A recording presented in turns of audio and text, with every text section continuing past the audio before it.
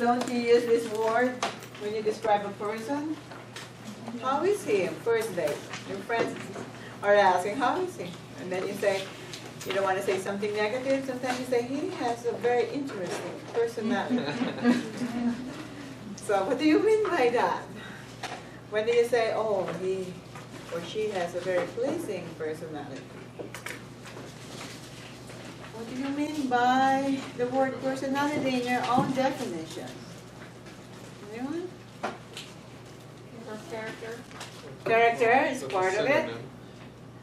The way they present themselves and the way they act towards each individual person. So actions, behavior, how you deal with other people. What else? Eric, you raising your hand? No, I was just... Okay. I misinterpreted that as me. All right. How about physical attributes? Are those part of personality also? Anything observable, like I'd say that's friendly? more of a characteristic than a personality trait. What is it? More of a characteristic than a personality trait. Maybe you're going to know later when we move on from one slide to another. So there are two key words to remember the definition of personality. Could you name them? Two key words? We talked about this at the beginning of the class, didn't we?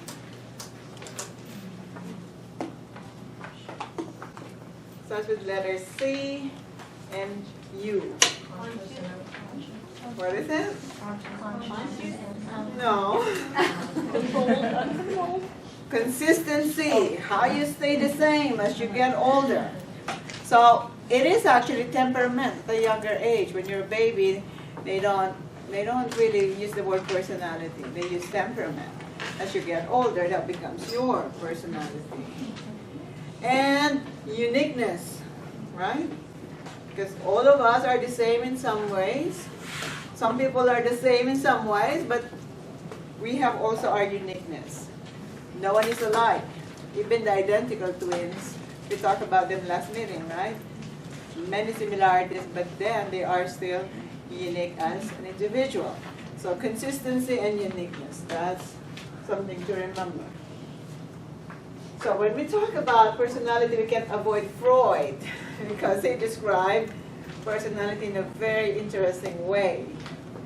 So the psychodynamic approach defines personality as something that came out from your rejected thoughts, desires that are not recognized. So you need to dig deeper for you to be able to find your personality with regards to this type of approach. And according to him, we have, as I was saying, the unconscious thought. When you're awake, you're conscious, aren't you? Right. So when you're conscious, you're aware of your decision making and your thoughts and your feelings, correct? And then you reject thoughts that are not acceptable to the society, that are not appropriate. So these thoughts are going to go to your unconscious mind, and this works when you are dreaming.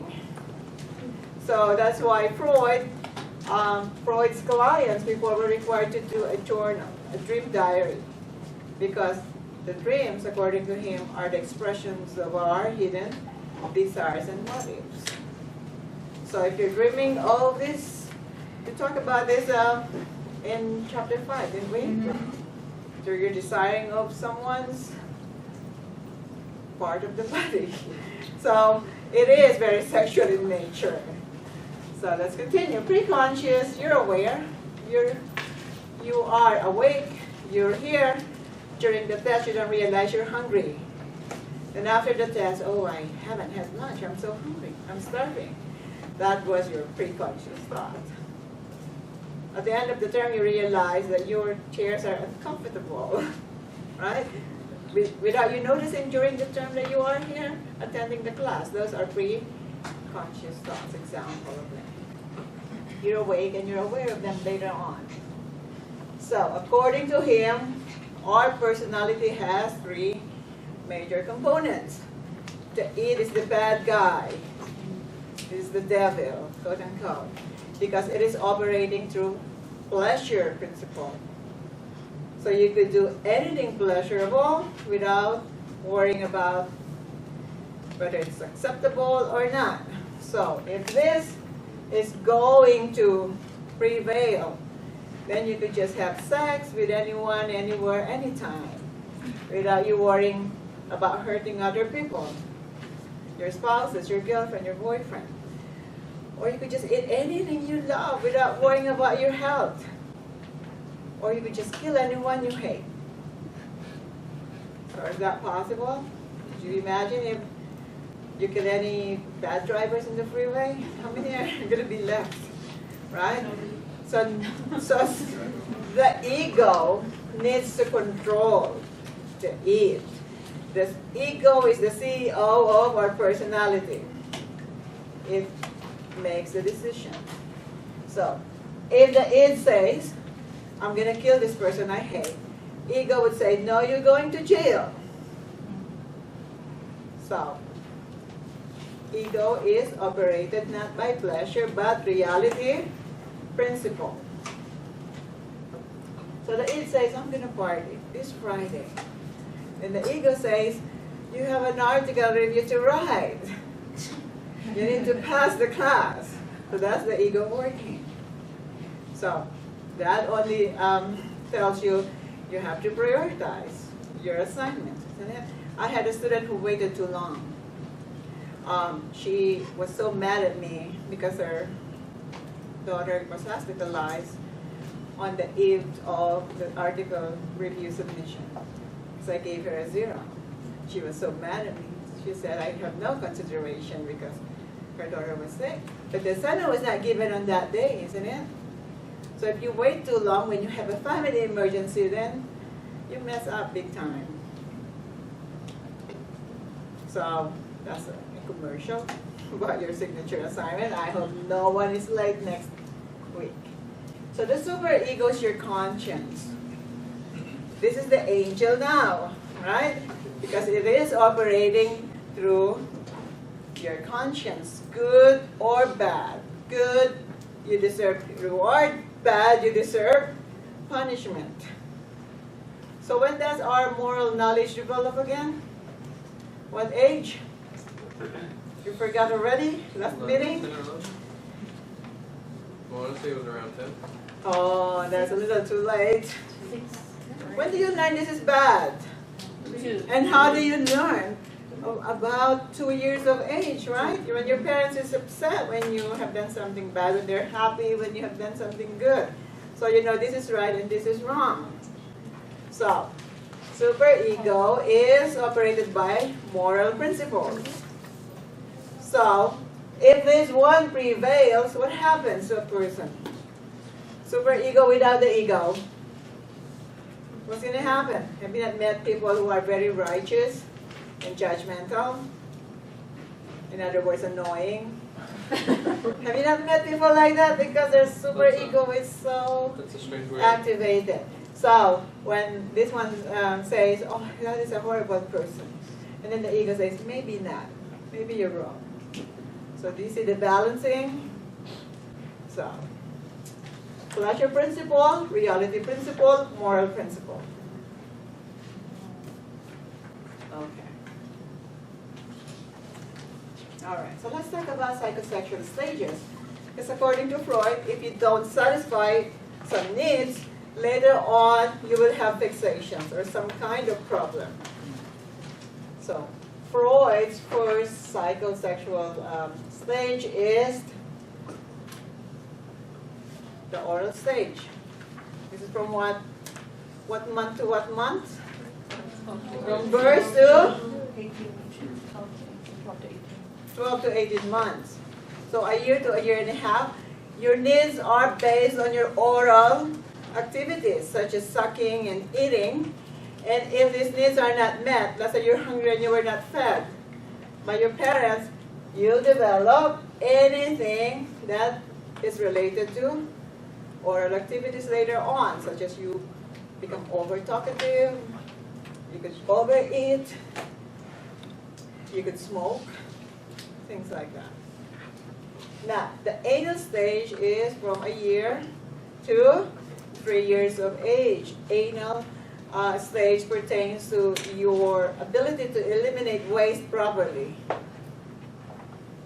So if you're not potty trained properly, according to Freud, it's either you become OCD-ish about cleanliness, or you become the biggest slob in the world. So those needs to be satisfied. And then this is the most controversial stage. Did we talk about this? The phallic stage. Let's go back. The Oedipal conflict is about boys and girls being attracted to the parent of the opposite sex. So let's talk about the Oedipus complex first.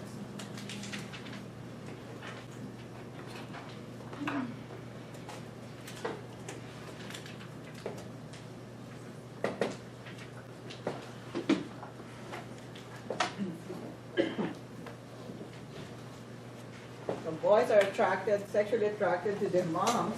Excuse me.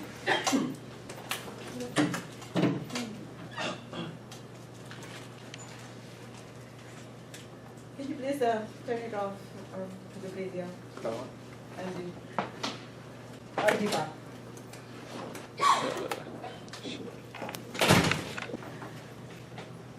Treats the dad as the rival. And because of their guilt, that the dad gets upset when he realizes that they are attracted to their mom sexually, they develop castration, anxiety, or fear of castration. The dad would castrate them when they realize that they are attracted to their mom. Okay. So, for Electra, Oedipus complex, this is for girls. Just like the exact opposite of this. Girls attracted to the dad and treats the mom as their rival. But there's nothing to castrate. So what do they develop instead? They get Out mad of when guilt. he doesn't have a penis. It's penis ending, yes. You don't have to agree with Freud, but that's how he explains this stage. So the latency stage is 5 to 6 years to 12 to 13 years. And this is about your sexual urges are dormant, so they're not activated yet. And then the gentle stage, this is from 13 to older stage in life. This is the reemergence of sexual attraction, sexual urges, and establishment of sexual relationship. So Freud said, all of us experience this. We just repress the memory. Any questions so far? Are you following me? So, let's talk about defense mechanism. When do we use defense mechanisms?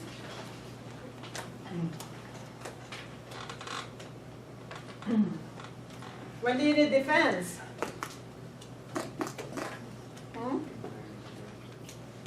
Don't you need it at all? Did you read about defense mechanisms? When there is a threatening situation. When there's a threatening situation, when you are frustrated, isn't it? So, when does frustration happen? When you're presented with a problem.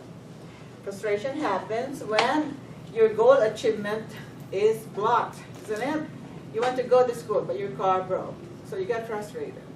You want to get an A, but you didn't get a good midterm exam score, so you're frustrated, isn't it?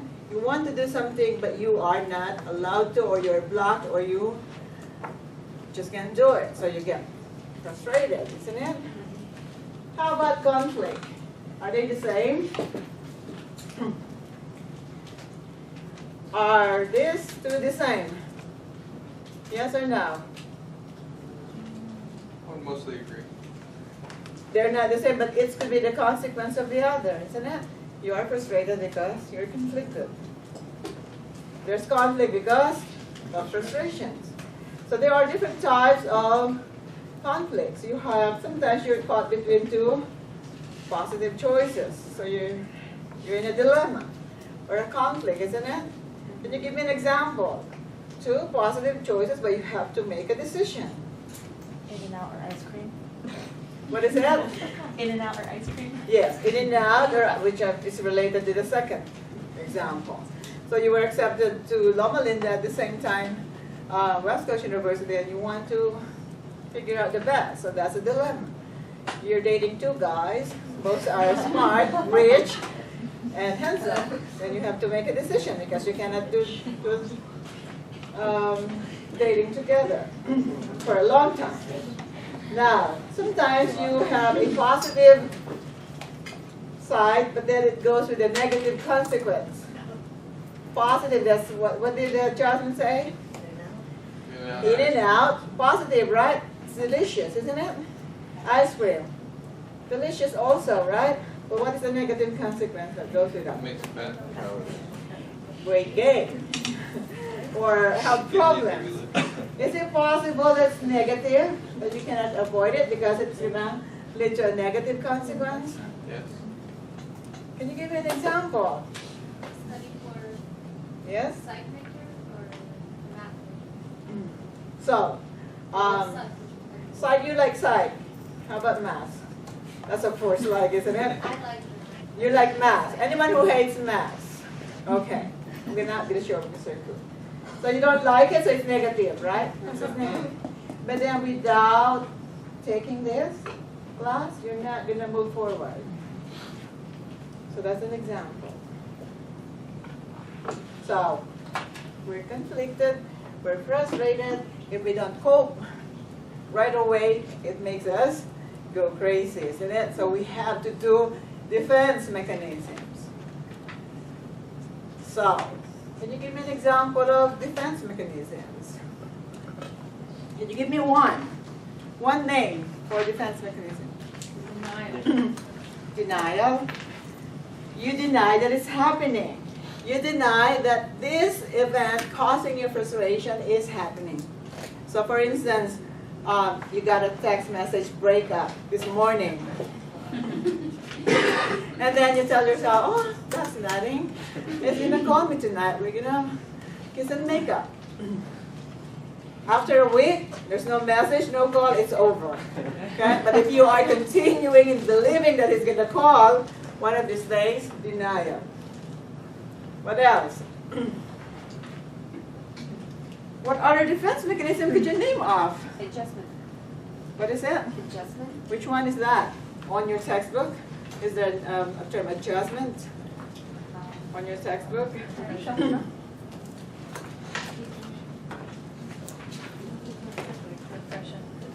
Repression. Who said that? Okay. Kara, right? When you are repressing something negative, you motivate yourself to forget. So let's say you were humiliated in class, and every time you think about that, you tell yourself, oh, I don't want to think about it. I don't want to think about it at all. So you're repressing your memory. Or when you ask someone who got divorced, when did you get divorced? And this person is so negative about this experience, they would say, I don't know, maybe 5, 6 years ago. Depression. You can tell the exact dates. What else? Regression. Regression. Regression. So what is the root word for regression? Regress, right? You go back. When you are regressing, you are going back. You're going back to a happier stage in your life, more secure. So you get mad and you throw a temper tantrum like a child. That's regression. You got so sad about a certain event and you go home and you curled up into fetal position in bed. That's regression. Are you following me? Yes. Okay. What else? Displacement. Displacement. So this is when you are using a scapegoat to use as an outlet for your frustrations or anger. So let's say you're so mad at me, you can slap at my face, right? You can slap my face or you'll be in trouble. I just put someone in conduct committee because she disrespected me in class. So you can't do that, right? So you leave the classroom, you slam the door. That is displacement. It's displaced anger. Or you go home and fight with your mom. That is displacement. Did you get my explanation? Okay, what else is there? Projection. Projection. Okay, good. When you're projecting, you are passing this negative emotion to the other person. So when you say, you're cheating, you're cheating. Okay? And when you accuse your spouse of cheating, that's projection. Actually, you're the one who's doing it, but you just want to convince yourself who's doing it too. Right? What else? Did you say rationalization? When you rationalize, what do you do? What do you do when you're rationalizing? You try to justify, you try to reason out. Hold on, Patty, just one. And there are two types of rationalization. When you try to convince this is good although you want to die, that is sour grapes. You know, this came from a fable about a fox. Fox are not very tall, right? It wanted to reach the grapes. Grapes are delicious, isn't it? But then it couldn't reach the grape. So it just said to himself, they're sour anyway. So that's how you got dumped. And then you tell yourself, oh, she's not my type anyway. I just went with my friends, you know, with their suggestions, blah, blah. You want to kill yourself from loneliness. Is there an opposite of something sour? Sweet. Sweet. Okay, give me something really sour. Lemon. Lemon. So sweet lemonade. This is when you consider your frustration as a blessing in disguise. So let's go back to being dumped, right? You tell yourself, oh, good thing that this happened now before I invest too much emotion and time and money with this person. I'm glad this happened now. It is sour, but you are telling yourself it's sweet, right? This is so hard to do. Which one? Both of them. To make Really? yourself think that. So let's say someone got kicked out from the program. I hope none of you gonna go to, and then they say, oh, well, I didn't like nursing anyway, and I didn't like that university. The professors were horrible. Sour grapes, right? But then when you tell yourself, oh, maybe I am meant to serve people using other career. So it's not really hard to do. Actually, we do this every day. Alright? You do it to cope. 2 weeks at the most. Otherwise, something is wrong if you are using it forever. Temporarily just to cope with negative emotions. Alright? I'll be right back. Patty's here. I'll see you in 15 minutes. What did we miss so far? So we talked about depression, projection, displacement, denial, regression. What else did we miss? Sublimation, yes. When you are sublimating, you're trying to divert your attention to something acceptable by the society. So for instance, you're very aggressive by nature, so you join the military. Right? To use that as an outlet, to use that positively, it's sublimation. For instance, you are a Catholic priest, they're not allowed to what? To get married, right? I don't know if they were not allowed to have sex, but I think they're not allowed to get married. So since you don't want to submit to something sinful, so you divert your attention to community services and charity works and things like that.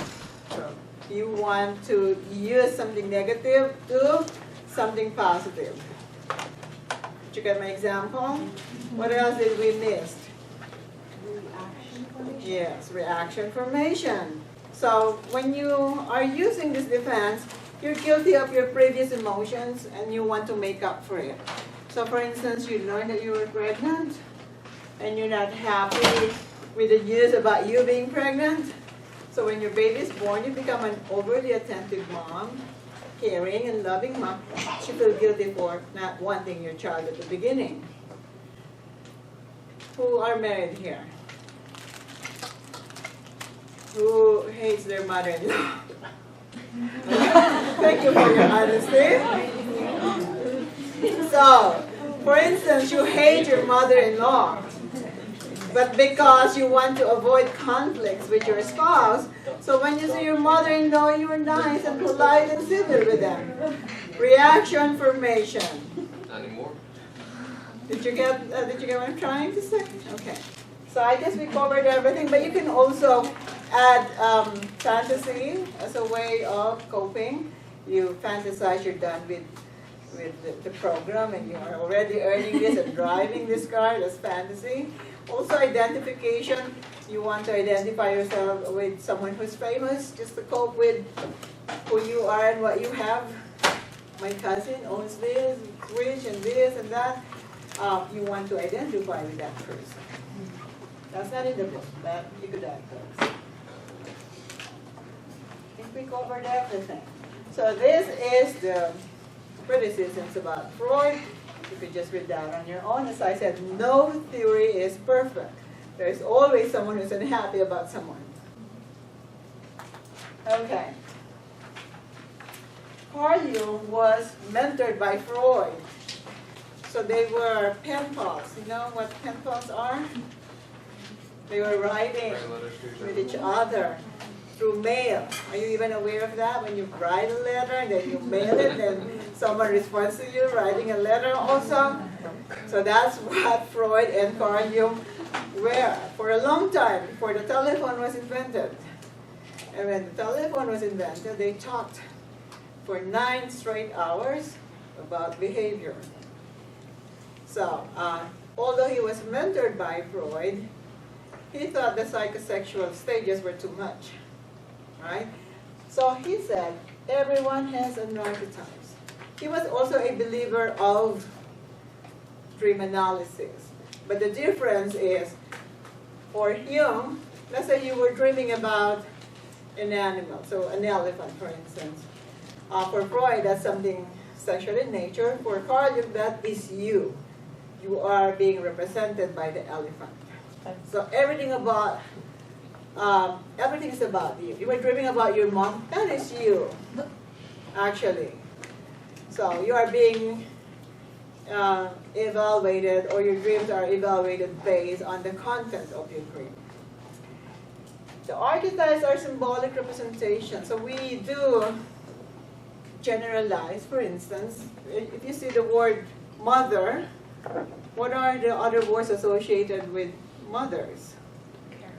Caring, loving, nurturing. So those are representations being described as caring, loving, and nurturing. Teachers, they have also different archetypes. Boys, men, women, doctors, nurses. Okay, so we usually generalize, right? Objects, for instance, cell phone. What other words you could use to describe your cell phone? Necessary, right? Yeah. Communication. What else? Connection. Those are archetypes. Or horn eye, remember, that people around you build your personality, especially culture. Because culture is the way of life, right? It includes your language, customs, practices, religion, all that. It influences your personality big time. And Adler said, we strive to be superior because we don't want to be experiencing inferiority complex. Although Adler said, the only normal people in this world are the people you do not really know. Do you agree with him? You think they're normal, but they are not really. So, do you agree with Adler that we avoid this because it doesn't give you a good feeling, isn't it?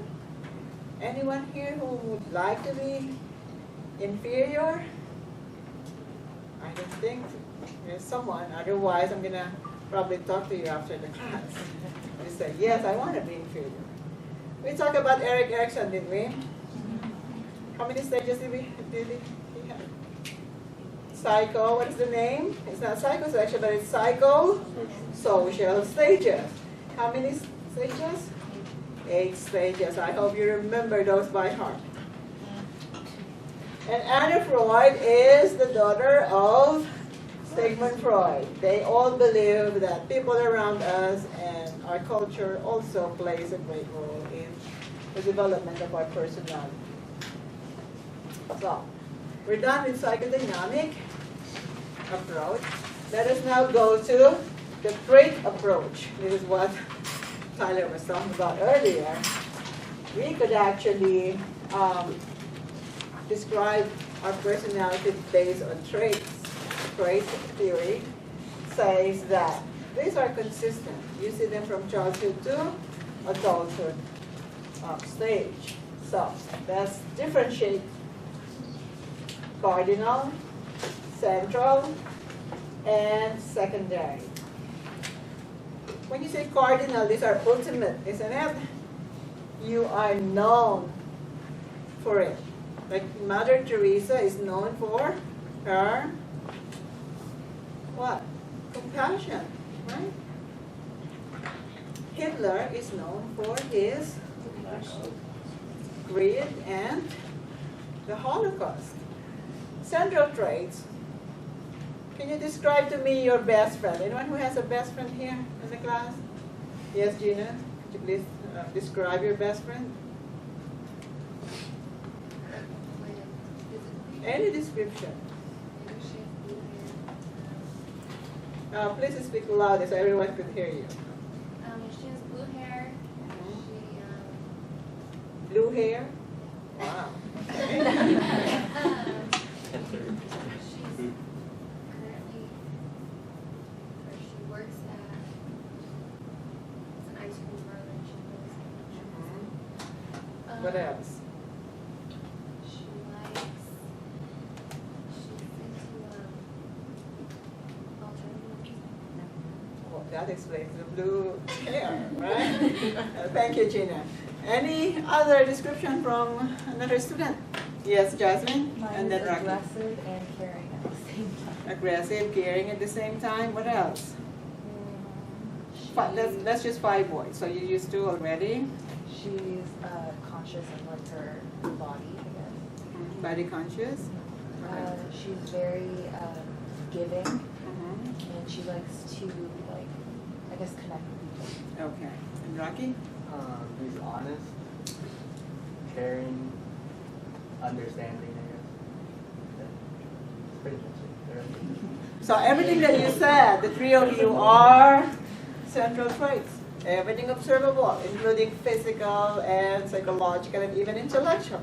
You say smart, tall, dark, handsome, good communicator, caring. Those are examples of central traits. Now the secondary trait does not affect everyone. If you say, I am a vegan, that is a secondary trait. I would prefer dogs than cats. That is a secondary trait. Did you get the difference? Okay. So, I posted this on your Blackboard. Did you see it? Doc sharing? This is the test that checks your consistency. 16 p.m. You may want to take the test and it gives you the result right away. So you know which one is your highest trait. So you have 16 personality factor questions. Sometimes they are repeatedly asked because they want to check whether you're consistent with your answers or not. So just take that test for you to understand this factor analysis personality test. So these are the major dimensions. Extroversion, obviously, how you relate with other people. Neuroticism, this is your emotional stability. Are you a loner? Are you depressed? Are you always negative? And psychoticism, this is the worst. Reality is distorted. Are you in denial? Are you narcissistic? Something like that. Okay. So, what did I say the acronym for the big five? Ocean. So remember, OCEAN, ocean, for you to remember it easily. So, you have two opposite spectrum, right? You could be on the other end or on the other end. You could be independent or conforming. That is openness to experience and conscientiousness. Extroversion, agreeableness, neuroticism. Which one do you think is a contributor to happiness in life? Openness to experience. Openness to experience, very good. How about long life? Living longer. Conscientiousness, very good. You go to your doctor, you follow the instructions. How about for leadership? Extroversion. Oh, you're good. Which one is related to dying early? No, that is a weakness for leadership actually. You can be agreeable all the time, right? That's a weakness. You can pronounce it. Which one? Neuroticism, anxiety, negative, depressed. So all of these negative emotions lead to dying early. Okay. So those are the criticisms. Again, you could just read those on your own. So let's now talk about Skinner. Do you remember who B.F. Skinner is? This is learning approach, right? Skinner is famous for his, with Thorndike. Oh, I am such a failure. Why didn't I make you remember? The box. Skinner's box, yes, and that is under what? Operant or condition?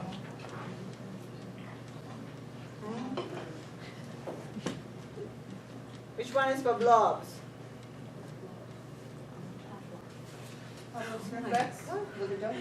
Classical conditioning, right? So Skinner's is famous for his operant conditioning. So our personality is learned. You could unlearn it. It is operated by rewards and punishment and reinforcement. Okay. So under this approach, we have the cognitive approach. When you are changing your behavior, you have to change the way you think, correct? Can you change your behavior without changing the way you think? No. So they always go together. So, self-efficacy, we defined this last meeting. What was this again? It is related to what stage again?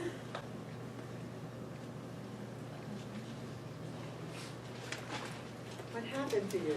It was just last meeting. Self-efficacy is related to Erik Erikson's what? What stage is that? Autonomy is for younger. Industry versus inferiority. Yes, industries develop when the child, this is from 6 to 12, learns that I'm capable of finishing this science project. So self-efficacy is the belief that you could do it. What is the opposite of self-efficacy again? When the child or the person says, I'm just giving up. I can't do it. 2 words? Yes, very good. Thank you, Timothy. It's learned helplessness. Okay, so we're going to talk more about this later when we get to your treatment to psychological disorders. What is situation is this true? That we react to the situation? we change when we are faced with different situations, or do we act the same in different situations? Yeah, different. You got it? That is the consistency of your personality. So regardless of the situation you're facing, you are going to be the same person. Did you get what I'm trying to say? You can be bubbly today, and then tonight you are going to be negative and depressed, right? You are consistent. Okay. So self-esteem is again related to self-efficacy. We talked about this, didn't we? How do we develop a good self-esteem? Achievement, yes. So achievement is related to your self-concept, isn't it? Self-concept is how you see yourself. And if you see yourself good, of course you have a better self-esteem. Okay. So look at this. Low self-esteem is linked to low performance. And that is, of course, with this effort, you don't want to do it anymore, or you don't want to exert effort, and that could result to high anxiety and failure. It's all connected like a domino effect. Okay. So if you learned it, you could unlearn it. This is why you go to rehab. This is why you go to counseling. This is why you go to therapy. To learn new behavior and unlearn old behavior. It's easier said than done, but it's possible. Okay. So what is this? Are we predisposed to follow authority? Or do we really please other people? Are we programmed to do it? Yes or no? Are we acting because people requires it? We do it for us. You do it for you, but is it just for you? Let's say you want to party to the end of this term, and then you're failing. Are you doing that for yourself, or are you worrying about? Are you married? No. No? Are you worrying about what are my classmates going to say? If I repeat this class again, I won't be Yeah, in the they're gonna next look poorly. class. They know I failed. They're going to look poorly on you, and you don't want. So aren't you sometimes behaving because you want to avoid all these things? Do we avoid authority? No, we obey them actually. And when we go to the last chapter of the class, it's not always good. Obeying authority is not always good. We're going to talk about that later. So temperament, this is what we call personality during younger stage in life. Okay. Can we inherit our personality? Is it related to genetics? Chris? I think that it can be. I mean, like some people do act like their parents, rather they've been with them or they haven't. So is that genetics or is that environment? I think it can be genetics because my partner is adopted and he acts just like his mother, but yet Biological. but yet he's never been around her. Well, Yeah. except for when he was older. We could actually inherit our parents' personality by 50%. Sometimes you don't even know who your dad is, and then you hear people say, you are like your dad. So it's 50%. Even happiness is 50%. So remember, emotions are also inherited, influenced by your genetics. Okay. Paul Rogers, we are now on what approach? Humanistic. This is, we believe that we have the free will, right? Yes, Gina? My mom and married when I was younger, and I get a lot that I'm a lot like my stepdad, or like my dad, so can that like Your temperament, you're born with it. So you can, and it is triggered by your environment, but it's consistent. So you probably heard stories that when you were a baby, you cried 24 hours a day, you were such a pain in the neck. That's your temperament. When your mom says, oh, you were happy, it was so easy to raise you. That's your temperament. And then it is influenced by the environment. Although genetics plays a big role, those who are adopted, as infant are gonna grow up mostly like their adopted parents also. So it's not always genetic. It's nature and nurture at the same time. Okay. We talk about self-actualization, right? What is again self-actualization? Success.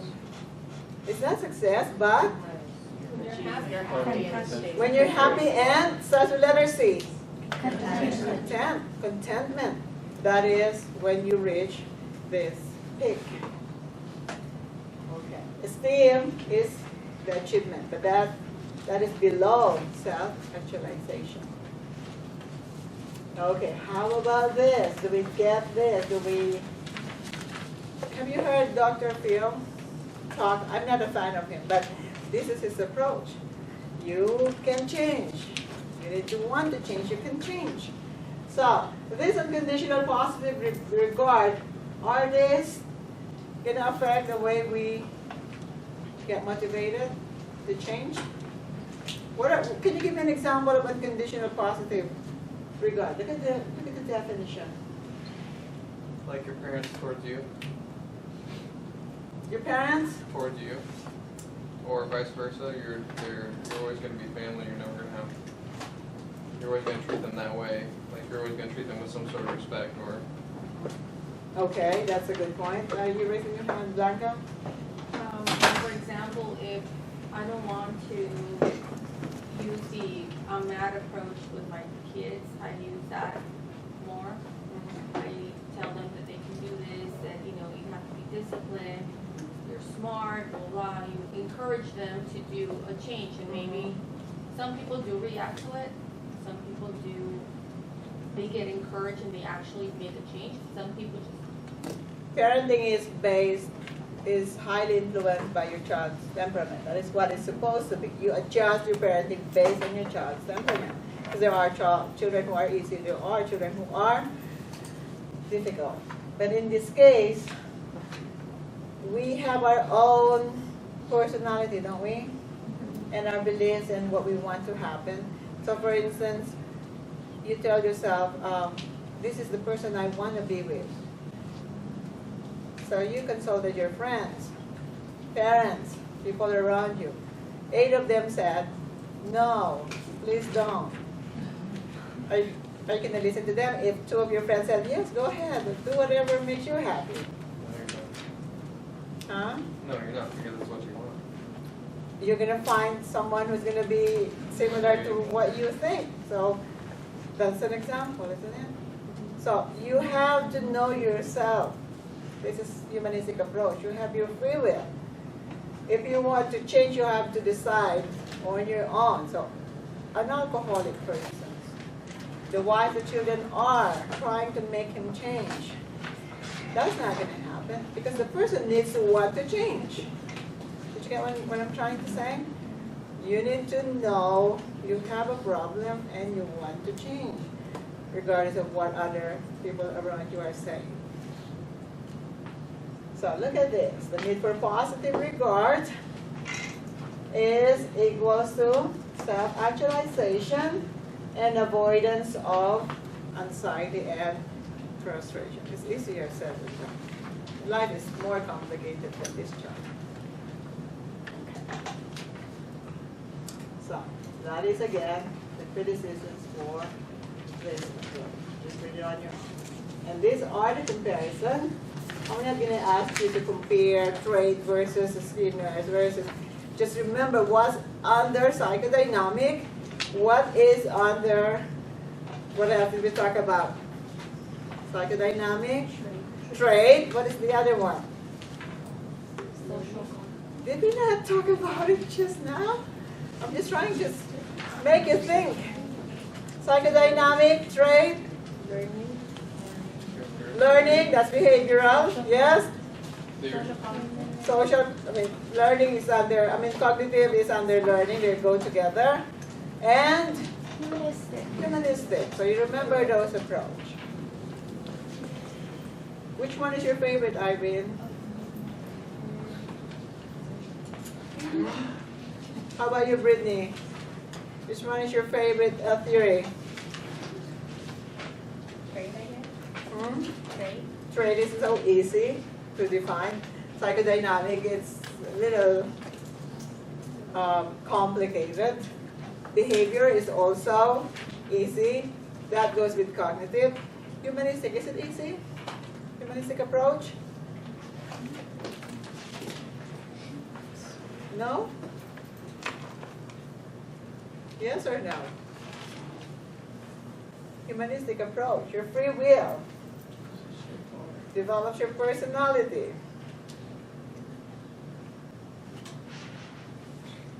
I think a combination of both. If you're asking my, yes, if you're asking my opinion, it's behavior, cognitive, and humanistic are the best approach. But of course, that's my opinion. So these are the tests. As I said, reliability gives the same result. You take it now, you take it next year, it's going to be the same. And validity, it measures what's supposed to measure. If it's meant to measure your aggression, it should measure your aggression. And the norms are the benchmark, the standards. So, MMPI, anyone who has taken this test, it's hundreds of questions, about 400. If it's paper and pencil, it's more. If it's done in computer, it's probably 60 questions less. After taking this test, you feel drained, right? Because it checks consistency, it repeats some questions also. So,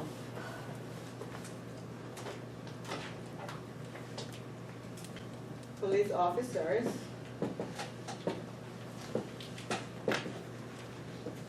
lawyers, psychologists, or therapists,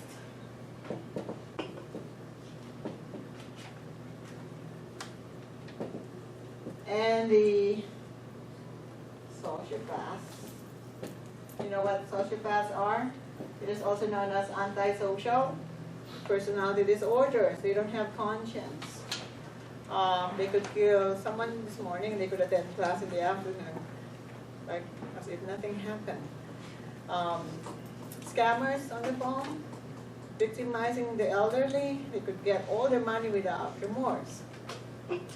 All of this scored the same scale under MMPI.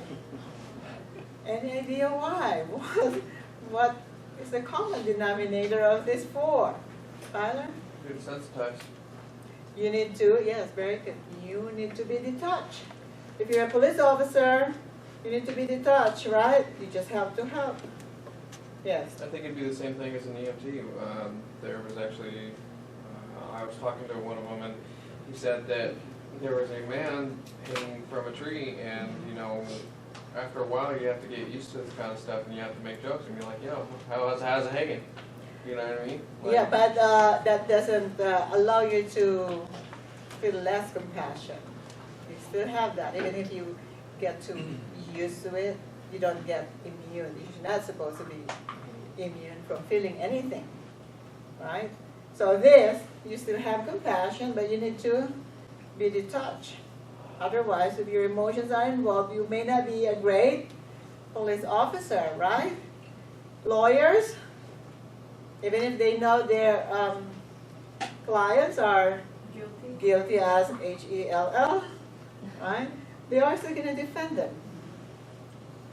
Psychologists, you need to be detached. You should not be friends. You should not date. It takes 3 years to wait after you stop being the psychologist of a client before you're able to have a personal relationship. Fraternization is that what we call this. They are detached from their emotions. Actually, they don't have emotions. Remorse, particularly. There's this killer from state of Washington. Is it Green River or Yellow River? The Green River Killer? Green River? Yeah. He killed about 40 women in a span of 20 years. So he was not discovered because he killed in the morning, then he goes to work, or he kills at night, he sleeps, he goes to work next day. He's a quiet person, no traces. And when DNA was discovered, they found that it was him. So when he was in the court, they asked, how come you killed all these women? And he said they were garbage. And he didn't have any regret. So that is an example of a sociopath. So they are completely detached from what they're doing. So all of this have the same scale.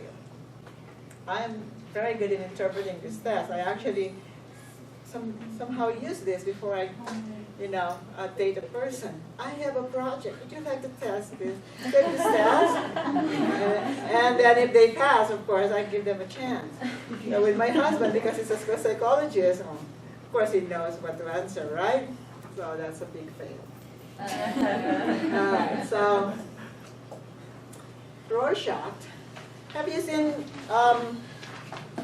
drawings? Let's say you are in a therapist session, you're shown a picture of a butterfly with a skull or whatever it is, and then the psychologist asks, what do you see in this picture? Then they take note and they interpret that later on. Whatever you see counts. And then this TAT, this test, your need for achievement, your need for affiliation, your need for power. Okay, so observation, of course, is a part of any assessment. That's it for this chapter. So let's take your personality test. Yeah. Okay, you did your type A and type B, so let's interpret that. And then we go to your true color test, and then we go on a break. Any volunteer? What did you learn from the stress video? It's not good for you, it'll kill you. What else? It affects your health. Okay, what happens to your immune system when you're stressed out? It weakens, so you're more vulnerable for diseases.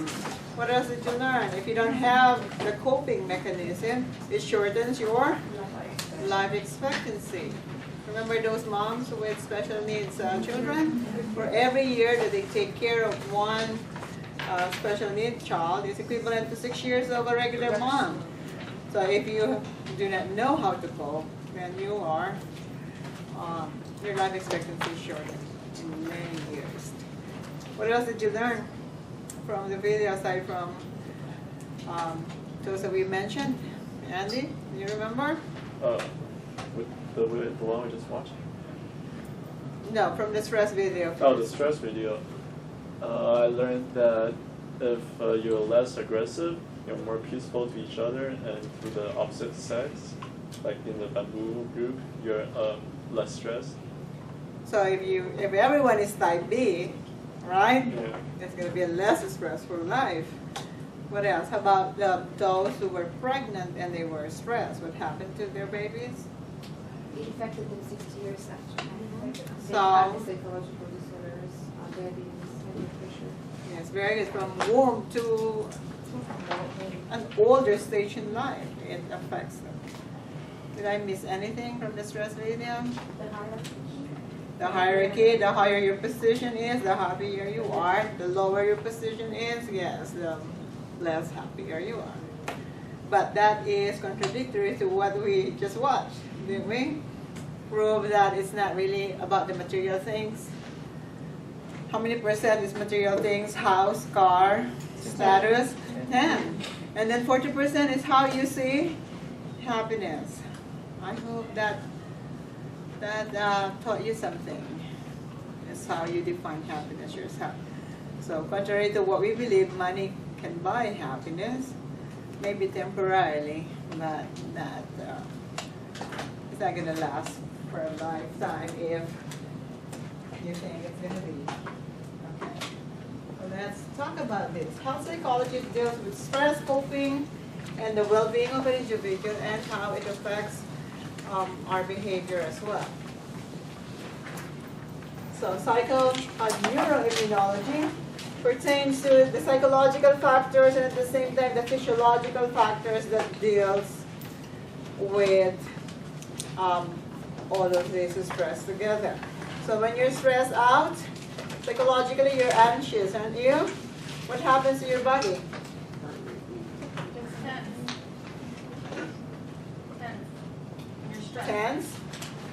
What else? Your heartbeat, what happens to your heart? If you're too stressed, increases or it creates wear and tear in your heart, right? What happens to your stomach, digestive, when you're too stressed out? Is it affected? Yeah. What happens if you're too nervous? Don't you feel it in your stomach? It's overactive. It growls. What else? You might need to go to the toilet. And if you're too stressed out, you inhale more gas without you knowing it. That's why you burp a lot or you fart a lot. So that explains it. Why do you do that when you're too stressed out? Okay. Stressors, everybody has this, right? Can you give me an example of a stressor in your life? Homework? What else? Cameron? 60 freeway. The freeway, the traffic, yes. Kids. Kids, yes. Teachers, parking, all of these are everyday stressors.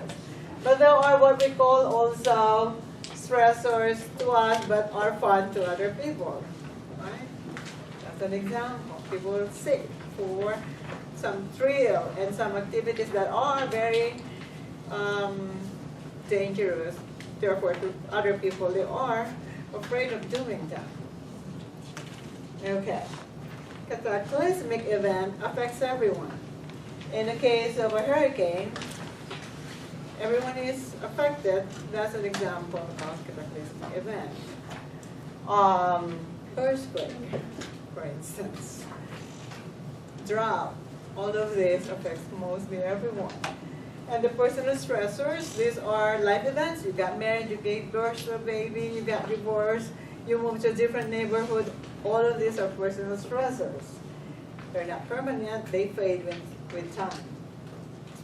So the post-traumatic stress disorder, then we talk about this. Someone experienced a traumatic event, it stays with them, it gives them flashback, nightmares, and you don't cope with it by yourself. You need to have to go through therapy and some medications.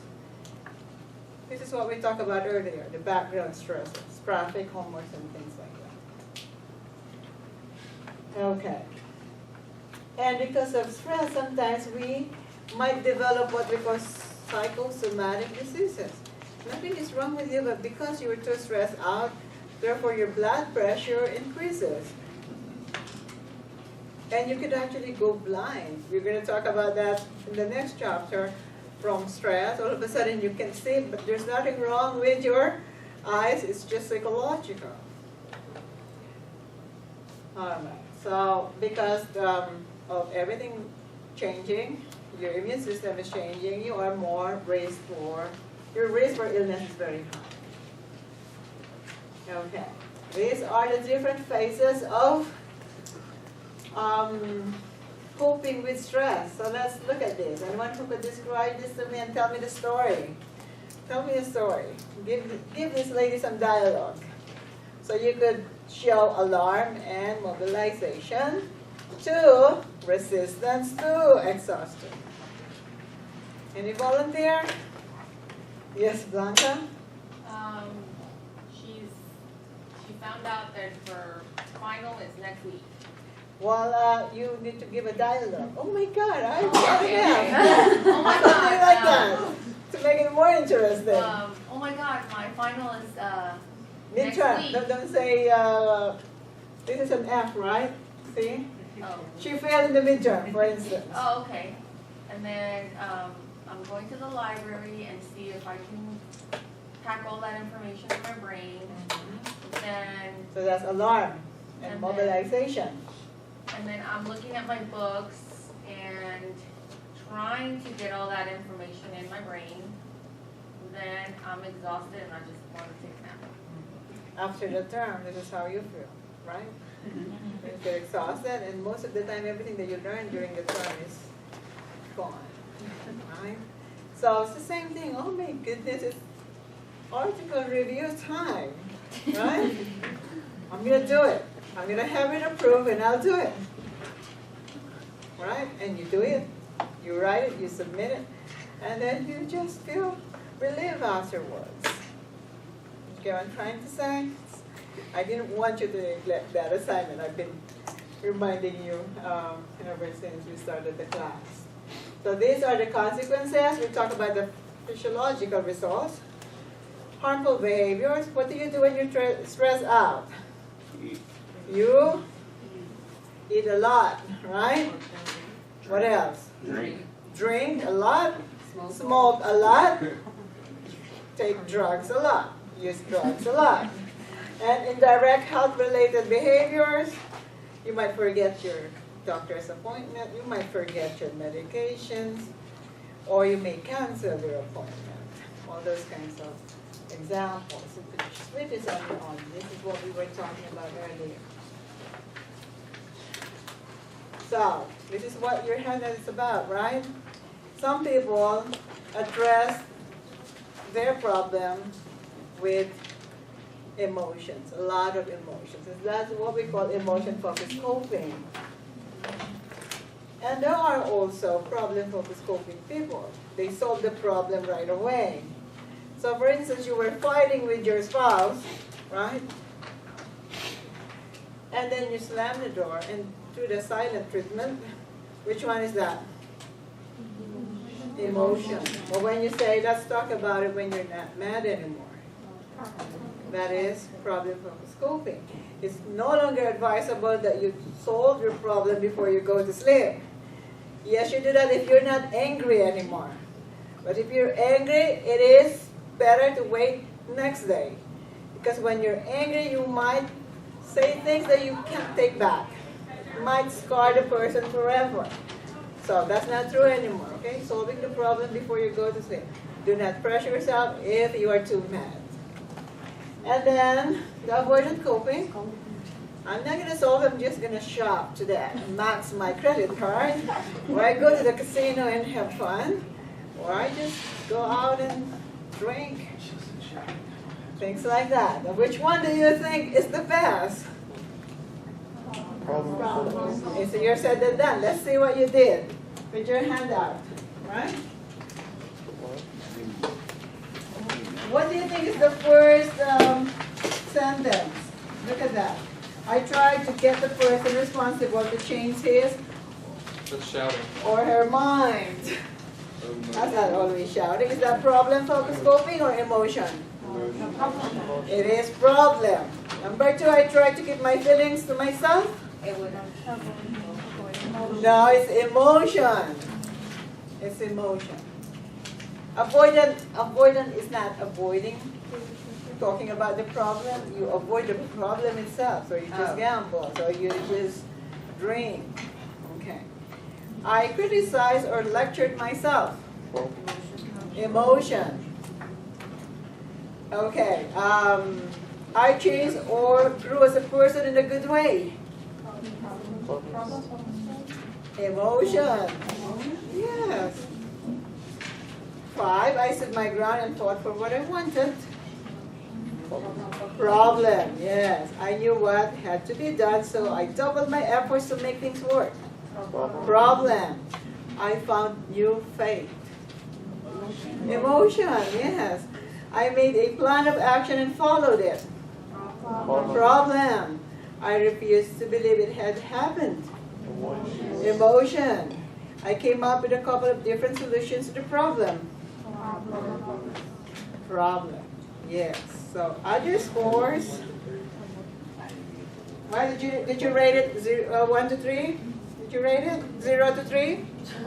Then add your scores for P and E. Indicate which method you think you use in coping. Yeah, right. Did you write it down? Which one is problem? Which one is emotion? So you know you did not? Okay, so how are you going to score then? So number 1 is problem. Number 2 is emotion. Number 3 is emotion. Number 4 is emotion. Number 5 is problem. 6 is problem. 7 is emotion. 8 is problem. 9 is emotion. And 10 is problem. So how much is your scores for emotion sentences? And what is your score for your problem sentences? Whichever is greater indicates that's how you use in coping with stress. Raise your hand if you need help.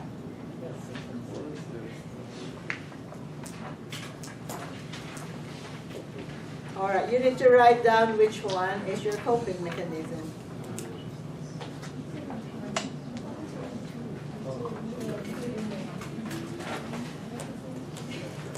Thank you.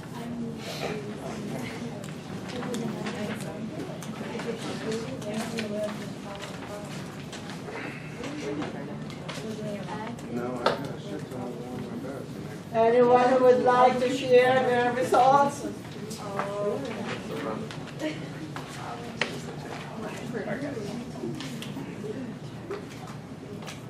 Anyone? Raise your hand if you want to share your results. Dasha? I get 10 in problem focus coping and 5 in the emotional. So you are a problem focus coping person. Yes. I got 14 in problem and I got 11 in emotional. So you use both. One more student to share. Rocky, what did you get? I got 6 and 6. 6 and 6 for Yeah. both. So you are using both. And Blanca? I have 10 for problem focus coping and 4 for emotion. Okay, so you are more of a problem focus.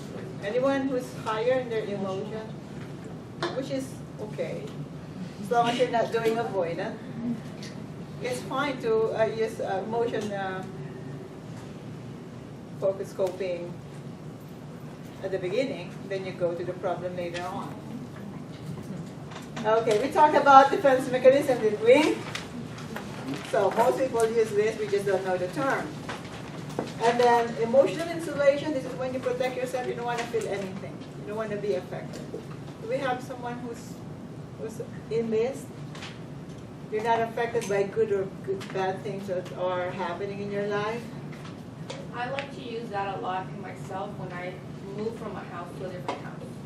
Like when I lived in Santa Clarita for many years, and I remember that being a teenager, I was always, we would move very constantly, so it would really affect me. So now I You're try toughened, to, yeah, and every time I move, like this time I moved to Corona, I don't want to be homesick, so I try not to think about it or feel that being, you know, that I feel homesick. That's a good example. And as you get older, you know how to insulate yourself. Things that bothered you when you were younger, it won't bother you anymore later on. When you were young, you fell in love, you have a heartbreak, you think it's the end of your life, isn't it? Then later on, it toughens you up. I mean, after a breakup, you just move on and move forward. All right, so did we talk about this? What is the opposite of this?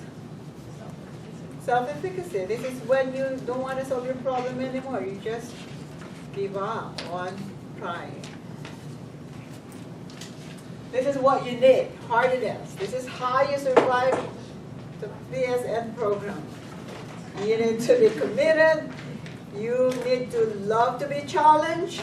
And you need to take control of your time, study habits, take control of your procrastination potentials, all of these things to survive the program. And you need to be able to bounce back, because not every term is going to be a wonderful term. Bounce back, move on. You earn a new GPA every term. So don't be obsessed with, the past. Just move forward. Before you know it, you're there already. Okay, how do you turn to others? Anyone who would like to share? Who do you go to?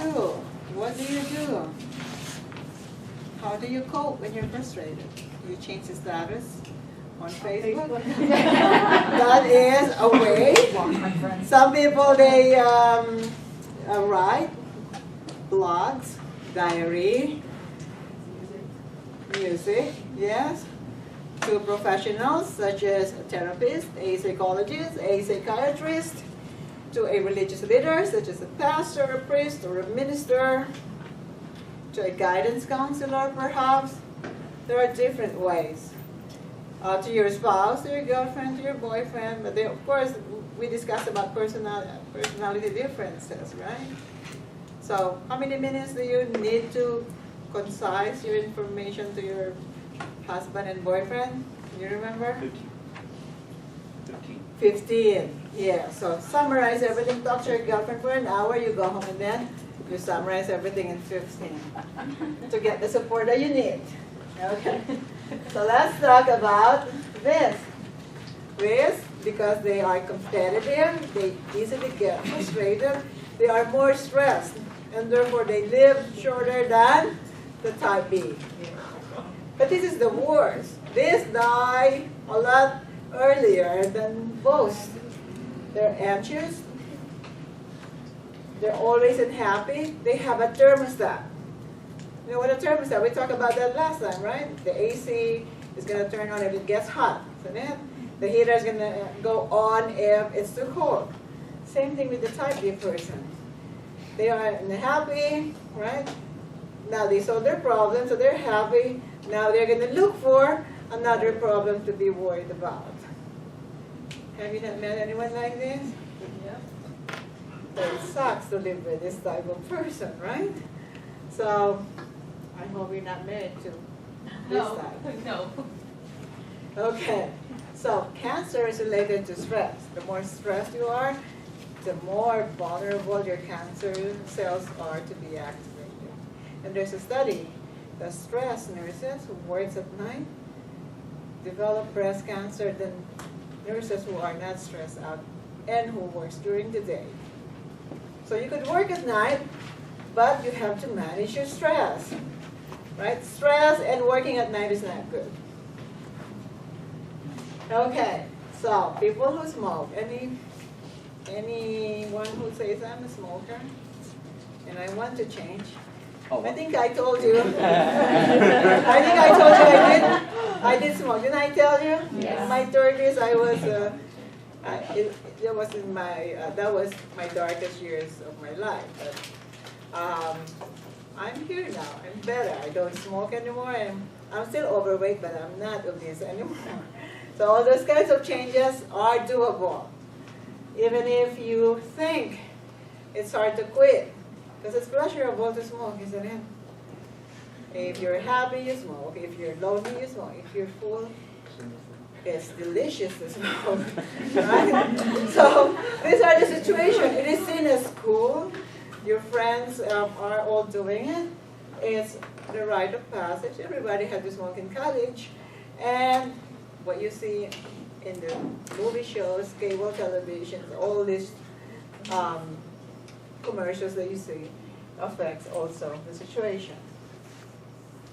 So how do you quit? The best is to go cold turkey.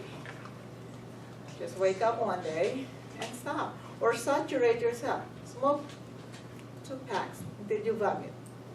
Next day you don't want to smoke.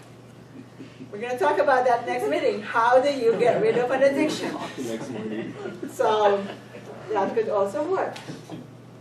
So let's talk about non-compliance and creative non-adherence. What's the difference?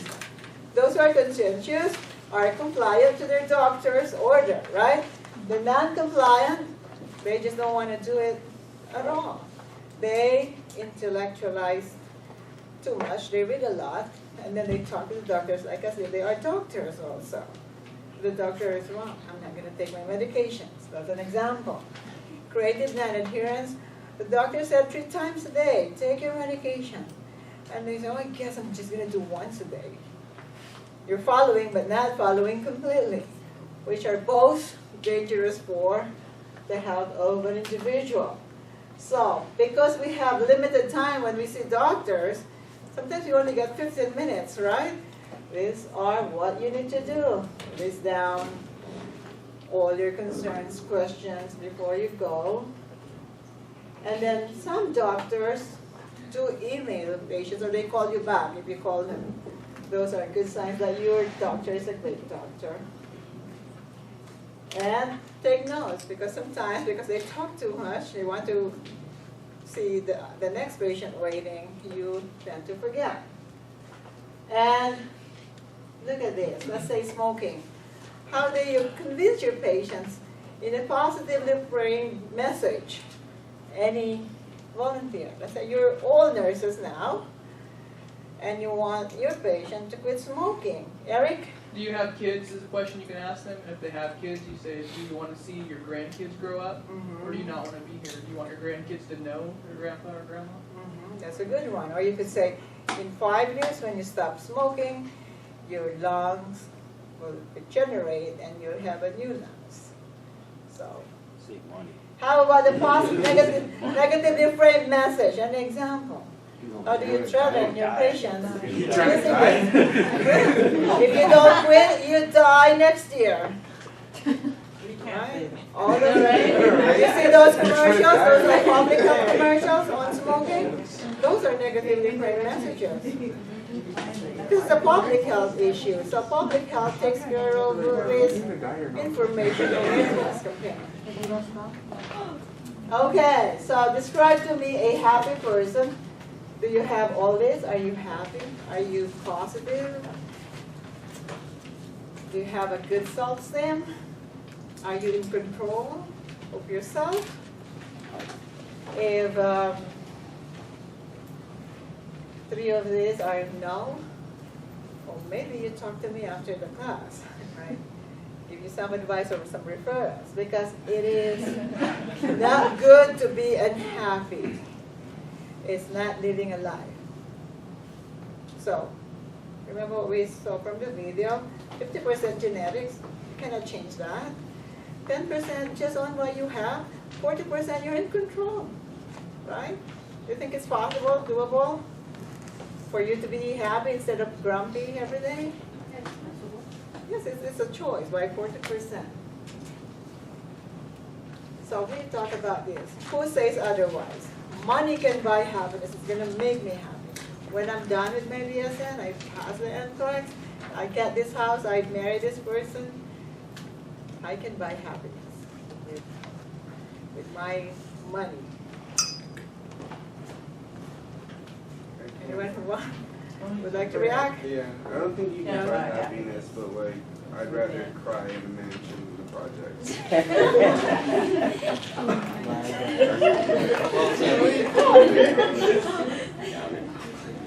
You are talking with sarcasm there, but I accept that. Of course, I'm not saying that. I mean, honestly, it's true though. Like, it comes down to your surroundings. If I'm gonna try to be happy, I want to try to be happy in something that makes me happy. So, 10% is something that I have, but that 10% really drives me. Then that 10% drives me. So if I want to cry inside a car, or if I want to cry on the streets, I prefer to cry in my car. But money, I know, is gonna get me that car. Money's gonna get me that nicer area to cry in. I'm not saying that money is not important. It is important for our survival, isn't it? But it should not be obsessed. Because knowing that money is important makes you work, makes you want to achieve, right? But if you are defined and obsessed with money, then that is equivalent to being unhappy all the time. Because it makes you want more and more. You can never stop. That's true. So let's say your goal is, I'm going to save $2,000 this year. And then now you're able to do that. I'm going to save more. I'm going to save more. There's no contentment really, unless you are a self-actualized person according to who? Maslow, yes. So, temporarily maybe, but content, you can't buy that. Good health, you can't buy that, right? You may have all the money in this world. If you're sick, terminally ill, I don't think you are still going to be happy. You could buy an organ, right?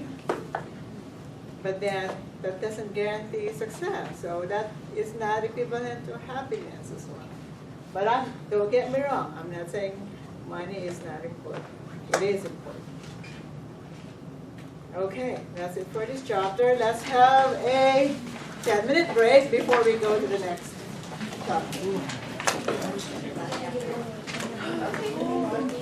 Your glasses. So we are on the third to the last chapters in the book. Are you excited? We're almost done? Yes. So, psychological disorders is under what field of psychology again? Do you remember our first day meeting? Clinical psychology. It used to be called abnormal psychology. Now we use clinical psychology. Okay, we're going to talk about what's normal and what's not normal. And I think you heard about this already before. I said if you deviate from the average, what is acceptable by the society, the norm, then it is not normal. If you experience personal discomfort, it affects your everyday functioning, and it's a legal concept also. You probably have heard temporary insanity, right? Jasmine, remember I said this is an example? I killed my husband because I was temporarily insane. Then a psychologist would testify for you, and if it's proven true, you may get away from committing a murder. It's a legal concept. Okay, these are the different perspectives, but we're going to go from one slide to another to discuss this in details. So the medical perspective, it is neurological and physiological. There's a chemical imbalance. There's a hormone imbalance, or it could be a brain injury or a tumor in the brain that causes you to behave in a very not so normal way. Okay. We talk about hormones, right? You know hormones could make us crazy, right? Also, chemical imbalance, if you don't have enough serotonin, dopamine, endorphins, that could make you act strangely as well. From the psychoanalytic perspective, this is by Freud, there is a bad experience in the past, particularly your childhood, that causes all these personality disorders. So you have to dig deeper, you have to go back to this earlier period in your life. We're going to talk about the methods next meeting. How do you treat a disorder based on psychoanalytic perspective? This, again, learning through rewards and punishment. Behaviors that are rewarded are repeated, right? Behaviors that are punished are avoided. But sometimes the punishment is too severe that it makes you abusive as well. Children from abusive parents are 90% by chance to be abusive as parents also or as a spouse. So it's a learned behavior. It's a learned disorder. The cognitive perspective, your belief system. This is what makes you so unhappy. This is what you think it's right. So you need to change the way you think. These two are always together and they always work together perfectly. Humanistic perspective, you have to own your behavior, otherwise you won't be able to get some help. Remember my example on alcoholism? The alcoholic itself, if he doesn't or she doesn't own the behavior, then there's no way to get help. How about the social-cultural perspective? There are acceptable practices in some other cultures that are not acceptable in the United States, right? Have you heard of honor killing? There was a dad who ran over his daughter because he was dating a white guy. She got killed and he's in jail. But in their country, they could do that. It's what we call honor killing. This person is causing our family an embarrassment, so we can kill her. But of course, that's not acceptable here. It's normal to them. But we say that's abnormal in the United States, right? And there was a tribe in Africa where husbands could beat their wives up if they follow their wishes and instructions. So if the wife goes to the police officers tells the wives, go home and follow your husband's wishes. But if you do that in the U.S., that's spousal abuse, mandatory reporting for nurses, right? So it depends also on the culture. So You'll have this in your mental health class, so I don't want to include this for you to remember in the test. This is the Bible. For all therapists, psychologists, this is where they refer. And just like the Bible, there's always a new version. Because some abnormalities that were considered before incurable are now curable. So it changes. And those are the major changes from the old version. So, this is what I want you to remember now.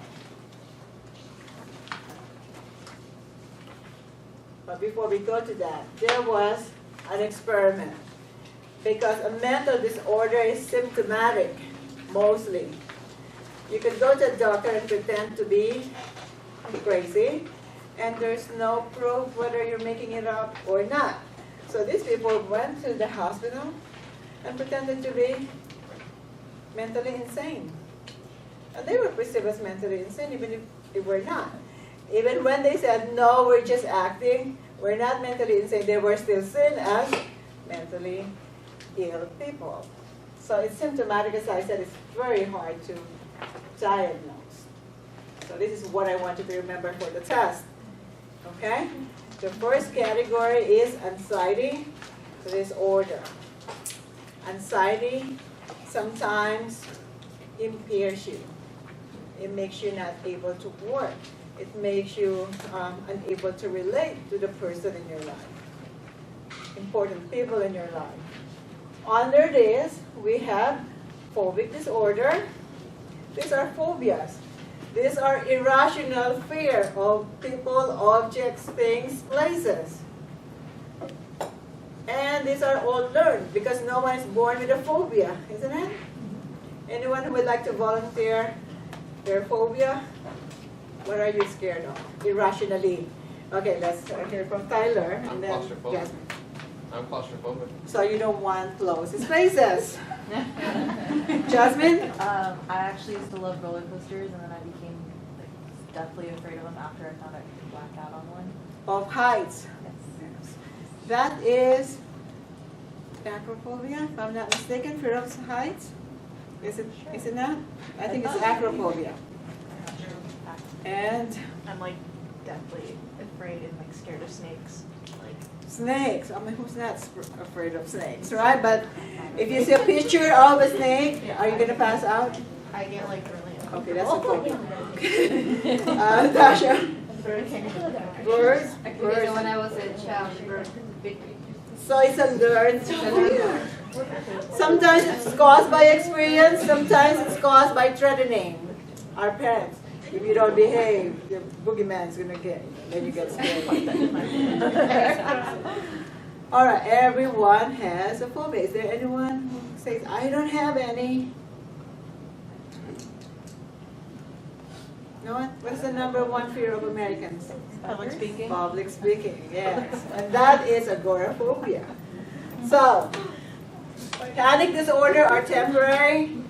When you experience this, you begin sweating, heartbeat increases, and you think that something bad is going to happen. You just panic. But it's temporary. Thankfully, you could recover from it after minutes. The generalized anxiety disorder, you always feel tired and anxious all the time. Usually people with GAD are unable to work at all. And of course, obsessive compulsive disorder, obsession is the thought, compulsion is the act. They always go together. You think about it, I have to do it, I have to do it. It's a cycle. Anyone who would like to share their own OCD? Cameron? My wife, she puts all of her lotions like in order and facing forward.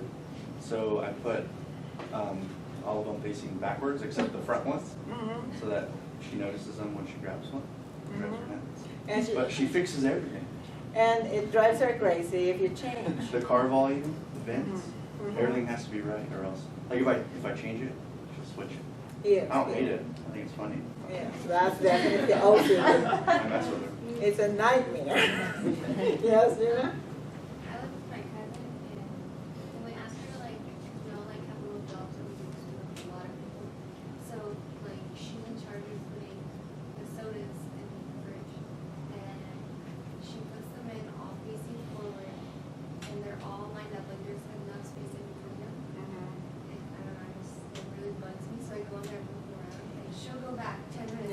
and move to the back. You're That's really OCD. Sometimes you just organize, but then if it changes the arrangement, if it doesn't bother you, that's not OCD. But it bothers you, you have to change it. OCD. One more. Yes, Chris? My wallet has to be completely in order, and my cards have to go in like priority of how I use them. Which ones I show more, which ones I don't. My money has to be sequential, and those facing the same way. And then after they're facing the same way, they have to be folded 3 times. Okay. And if that doesn't happen, If it's not like that, it's it not going makes you in my feel so wallet. I'll bad. put the money in my pocket. Everything ends up in my pockets, and my wallet will be empty if it's not. OCD. But before you think it's the worst, I'm going to show you a video. It's happened now. These are people who are worse, but there is hope. Okay? You take note of the steps. Yes, Jasmine? So just actually about that, but the toilet paper, like depending on if it's like rolling God, down or that's like actually rolling over, is that OCD too? I mean, if they are bothered, like they have to check all the time, if it's in accordance with their choice, it is OCD. But if they just get mad, Like and if that they fix is- it too, that's considered OCD? that's just a preference. But if they are bothered and they are mad at the same time, it's OCD. Like Yes. if they change it every time they use the bathroom, is that considered OCD? That's OCD. Or sometimes even if you don't use, you just go there and check. It is OCD. So, but it's not the worst. I'm gonna show you the worst type of OCD. I just have a question. Like in my understanding, if the person has OCD, it shows in everything, not just like the way you put your cards in the wallet or something. It shows in every single thing they do here. There are sometimes a specific OCD. Like sometimes it depends on, they have OCD on their clothes. All white, all short sleeves, all black. That is OCD. And if you change one, they are bothered by it, so they are going to fix But it. it can be multiple things too. But there are people who are OCD in everything, and that is the worst. I mean, that's not living, really. Because if you have OCD about orderliness in the house, it could be everywhere in the house. It's not just in the bedroom, it's not just in the kitchen, but everywhere in the house. That's what I have. So I go to work, but I leave my house uncluttered. Not as spotless, but uncluttered. So, you notice sometimes why I'm so tired already in the first lecture, because I have to clean up. And I have a son with severe ADHD. You know how disorderly they are? So that's like a curse, OCD and a disorder. So let's watch the video and feel better. Andy, could you please post the recorder? Thank you so much.